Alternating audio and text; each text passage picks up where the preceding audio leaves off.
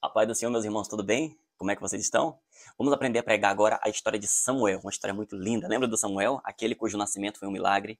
Pois bem, fica aqui comigo, vamos aplicar essa mensagem versículo por versículo e vamos aprender a pregar. Você tem desejo de ser um pregador, alguém usado nas mãos do Senhor? Então esse é o teu momento, tá bom? Fica comigo até o final e você vai ver que pregar é algo que é de Deus para aquelas pessoas que desejam. Vamos lá? Para iniciar, você já sabe como faz, sobe no altar, cumprimenta os irmãos com a paz do Senhor. Você faz uma pequena introdução no livro de Samuel, capítulo 3. Vamos ler o capítulo 3, o versículo 1 a seguir. Vamos ler aqui, assim, pelo menos assim, os primeiros versículos. E você faz uma pequena introdução, iniciando, fala sobre o nascimento do Samuel. A tua introdução, você sabe como que faz a introdução, é um pequeno resumo a respeito da história que você vai ministrar na igreja. Algo que você já leu em casa, você já aprendeu, já decorou, já entende sobre o assunto. Então você vai fazer uma pequena introdução. Meus irmãos, essa é a história de um jovem chamado Samuel. A mãe dele era estéril. Ela fez um voto com Deus, que se Deus abençoasse e desse para ela um filho e tirasse ela daquela humilhação, ela devolveria a criança para Deus e ele serviria sempre ali no templo junto com o sacerdote Eli. Vamos falar sobre esse assunto e tal, você fala para a igreja e você conclui aquela pequena introdução. Depois que você faz tudo isso, você começa a sua ministração, que agora é o conteúdo da mensagem, a parte mais importante de tudo. Você lê o pequeno versículo, o versículo primeiro, e você fala para os irmãos o seguinte: no versículo primeiro, você vai dizer para eles que havia escassez sobre visões, revelações, e já não tinha nada disso naquela época. E você vai pegar esse versículo e vai aplicar na igreja dizendo assim: irmãos, assim como foi nos dias de Samuel, hoje também nós vemos isso. Você vê que não se ouve alguém dizer assim diz o Senhor. Você não vê visões, você não vê manifestação. Existe em muitos lugares uma escassez da presença de Deus, da manifestação do Espírito Santo. E assim como estava no tempo do Samuel, está hoje também. É como se Deus estivesse procurando os Samuéis de hoje. Pessoas que se coloquem na sua presença e coloquem-se à disposição para ser usado. Samuel foi essa pessoa que Deus usou, disponível para ser um instrumento nas suas mãos. No versículo 2, a Bíblia diz que Samuel ministrava perante Eli, o sacerdote que estava na vez. Sabe o que eu entendo aqui? Aplica na igreja dizendo assim, ó: por mais que você seja uma bênção, por mais que Deus te chamou, por mais que Deus te consagrou, respeite o tempo de Deus. A vez era do sacerdote Eli, era o tempo dele. Não queira passar por cima de ninguém. O Samuel poderia pensar: o Eli já é velho, ele já não enxerga direito, eu sou jovem, Deus já me ungiu, eu sou consagrado, eu vou tomar frente das coisas. Não faça isso. Obedeça a um tempo. Eclesiastes 3 diz: para tudo há um tempo determinado e há tempo para todo o propósito debaixo do sol. Então, por mais que você seja uma bênção, por mais que exista a promessa de Deus na sua vida, entenda o tempo de Deus. Não passe a carroça na frente dos bois. Não queira ser melhor do que ninguém. Respeita o líder que está ali te dando cobertura espiritual. Respeite o pastor que está ali, é a vez dele. Daqui a pouco, segura firme, continua fiel, debaixo da cobertura e da autoridade desse pastor aí, porque em breve vai chegar a tua vez. E quando chegar a tua vez, todos os outros também vão ter que respeitar a sua vez e esperar a vez dele. Você está plantando humildade, você está plantando lealdade e vai receber humildade e lealdade dos demais que virão depois de você. Amém? No versículo 3, a Bíblia diz que os olhos do Eli já não enxergavam direito. Estamos falando do sacerdote já idoso, do sacerdote que já não ouvia a voz de Deus. Estamos falando de um sacerdote que já não enxergava mais. Irmãos, estamos falando de um sacerdote que estava chegando no seu tempo de aposentadoria. O Samuel estava no vigor da sua juventude. Ele já tinha sido consagrado. Ele já estava na presença de Deus, a mãe já entregou ele, Deus tinha promessa sobre a vida do Samuel. O Samuel poderia perfeitamente entender que o sacerdote já não tinha condições de ficar diante do altar e fazer um complô, juntar pessoas para nomeá-lo como o próximo sacerdote, mas não, ele esperou o seu tempo. Por mais que você acredite que você é melhor do que alguém, que o seu líder espiritual não é melhor do que você acredite, a unção de Deus ainda está sobre ele, Deus ainda está usando ele e é ele que tem autoridade sobre a sua vida. Observe que no versículo 4 a Bíblia diz que o Samuel, o local onde ele se deitava, era ao lado da arca do Senhor. Irmãos, olha que coisa maravilhosa. O Eli não, ele deitava no seu quarto luxuoso, o quarto do sumo sacerdote, deveria ter um colchão maravilhoso, deveria ter ali talvez um travesseiro com pena de ganso, não sei. Mas o Samuel, ele estava lá, irmãos, ao lado da arca do Senhor. Que lugar melhor do que estar ao lado da arca do Senhor? Pense nisso. Sabe o que eu entendo aqui? Fale para a igreja. O melhor lugar do mundo para se estar é ao lado de Deus. O melhor lugar do mundo para se estar é qualquer um onde está a presença de Deus. O Samuel, ele escolheu estar ao lado da arca. O sacerdote Eli escolheu estar longe da arca, num quarto separado e com luxo. Escute, irmãos, o luxo não é tudo. Diga para a igreja, não procure o luxo, não procure as riquezas, não procure os deleites, procure estar ao lado de Jesus, procure estar no centro da vontade de Deus, porque quando você está na vontade de Deus, todas as outras coisas encontram o seu lugar. O versículo 4 diz que Deus chamou Samuel, e sabe o que eu entendo aqui? O resultado de estar ao lado da presença de Deus é ouvir a voz de Deus. Samuel escolheu estar no mesmo lugar onde estava a arca de Deus. E o resultado foi o quê? Deus falou com ele. Gente, Deus não falou com o sacerdote, Deus não falou com o sumo sacerdote Eli.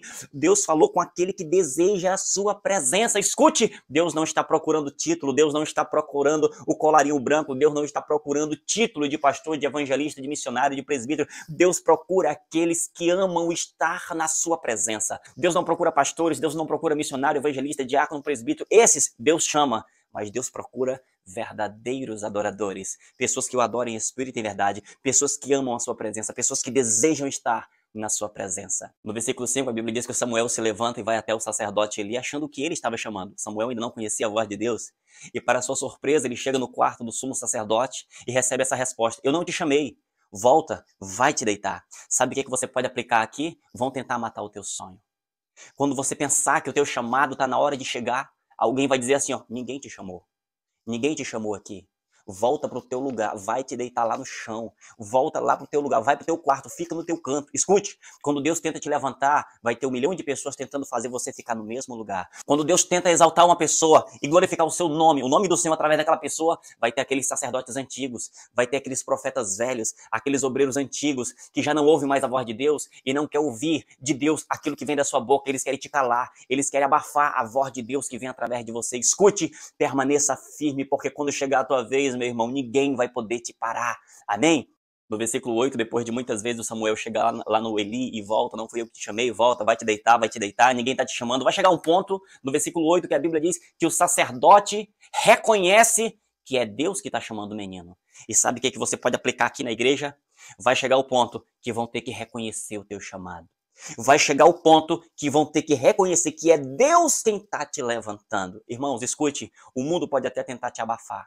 Os sacerdotes velhos podem tentar apagar a tua luz. Mas eu te digo, por mais que alguém tente te apagar, te diminuir, pisar em você, fica firme. Não tenta provar nada para ninguém. Porque na hora certa, a Bíblia diz que vão ter que reconhecer. É Deus que está chamando ele. É Deus que está levantando ele. As coisas que Deus vai fazer através da sua vida serão tão maravilhosas que todo mundo que tentou te abafar, te apagar, te esconder, vão dizer assim, ó, é Deus que está usando ele. É Deus quem está operando através da vida dele. Querido, confia em Deus. Não tenta fazer justiça com as próprias mãos. Não tenta humilhar alguém, mostrar o erro de alguém. Deixa Deus fazer clarear a tua própria luz. Vai chegar um ponto que todo mundo vai ter que dizer assim, ó, eu reconheço o chamado de Deus na vida dele. Amém, irmão? No versículo 19, o sacerdote acorda de manhã, chama o Samuel e pergunta, o que foi que Deus te falou ontem à noite?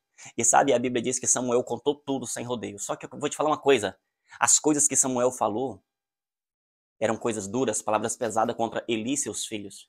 Mas a Bíblia diz que Samuel contou tudo. Irmãos, ele não fez rodeios. Ele falou a verdade.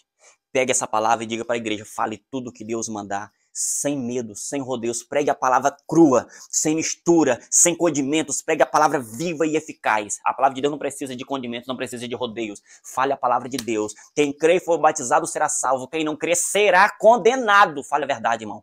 É muito melhor você falar a verdade, às vezes dura, como ela diz, do que você massagear o ego de uma igreja inteira e vê-la toda perdendo essa igreja e no final elas irem para o inferno. Pregue a palavra viva, pregue a palavra hoje, a palavra de Deus. Samuel pregou a palavra sem rodeio, mesmo sendo para o sumo sacerdote. Assim diz o Senhor, que vai fazer isso contra os seus filhos, contra você. Você não corrigiu os seus filhos. E ele ouviu toda aquela palavra e aceitou. Quando a palavra é de Deus, ela vai ser aceita.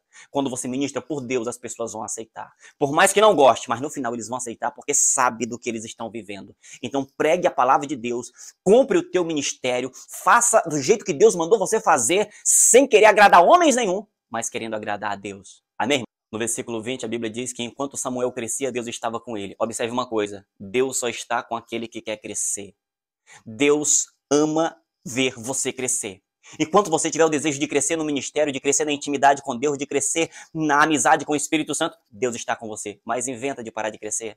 Para de ler tua Bíblia, para de orar, para de investir em você mesmo, para de buscar o Senhor. Não conte com a ajuda de Deus, não conte com a presença de Deus. Querido, queira sempre crescer. Não seja um bebê espiritual para sempre. Não seja uma criança na fé. Seja maduro, queira crescer. Apóstolo Paulo diz que tem irmãos na igreja que têm que ser criados ao leite, mas tem aqueles que podem ser criados comendo comida mais pesada. Então, eu quero que você entenda que o dia que você chegou na igreja, você era um bebê espiritual. Os irmãos tinham que tratar com todo jeitinho. Você não poderia ouvir uma palavra mais pesada porque você ficava todo dodói e queria sair da igreja.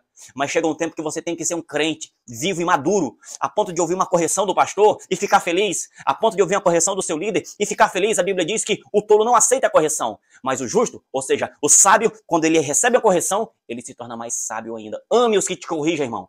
Ame as pessoas que te corrigem, que falam teus erros. Não aqueles que massageiam teu ego e passam a mão nas tuas costas quando você está errado. Não, ame os seus líderes que corrigem você. No versículo 21, a Bíblia diz que o Senhor continuou aparecendo em Siló. Escute uma coisa. Deus estava aparecendo em Siló porque ele encontrou alguém. Alguém que ama a sua presença. Alguém que ama estar ao lado da arca. Alguém que estava disponível a ser usado nas mãos do Senhor.